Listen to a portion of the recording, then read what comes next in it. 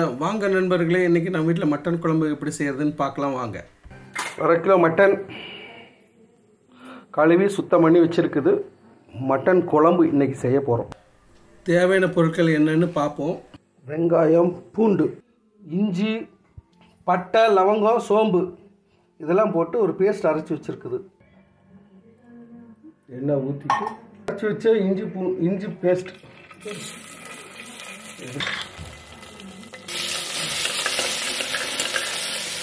அந்த இஞ்சி நல்லா வதங்கினதும் மட்டன் கழுவி வச்ச மட்டன் எடுத்து அதில் போட்டு தேவையான அளவு உப்பு போட்டுக்க வேண்டியது தான். மஞ்சத்தூள் கொஞ்சம் போட்டுக்கோங்க.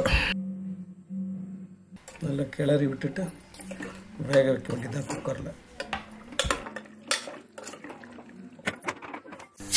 குக்கரில் வேக வச்சதுக்கப்புறம் அந்த மட்டன் சூப்பாகவே கொஞ்சம் எடுத்து சாப்பிடலாம். நல்லா டேஸ்ட்டாக இருக்கும்.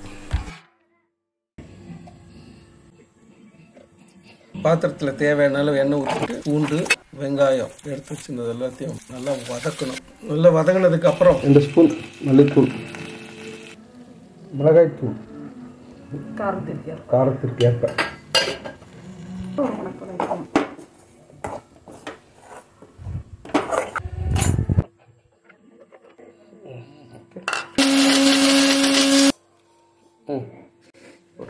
வதக்கின வெங்காயத்தை எடுத்து அரைச்சி வச்ச தேங்காய் கூட சேர்த்துக்கிட்டு நல்லா தண்ணி ஊற்றி மைய அரைக்க வேண்டியது தான்.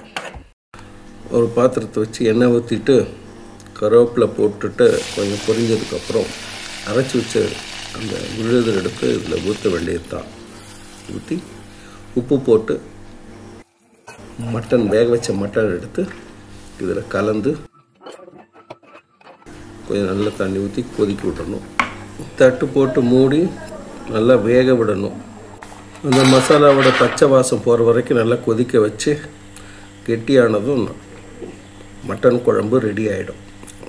அதை எடுத்து சாப்பாட்டுக்கோ, சப்பாத்திக்கோ, தோசைக்கோ, இட்லிக்கோ எதுக்கு வேணாலும் போட்டு சாப்பிடலாம். சுவையான மட்டன் குழம்பு ரெடி. லைக் பண்ணுங்கள், ஷேர் பண்ணுங்கள், சப்ஸ்கிரைப் பண்ணுங்கள்.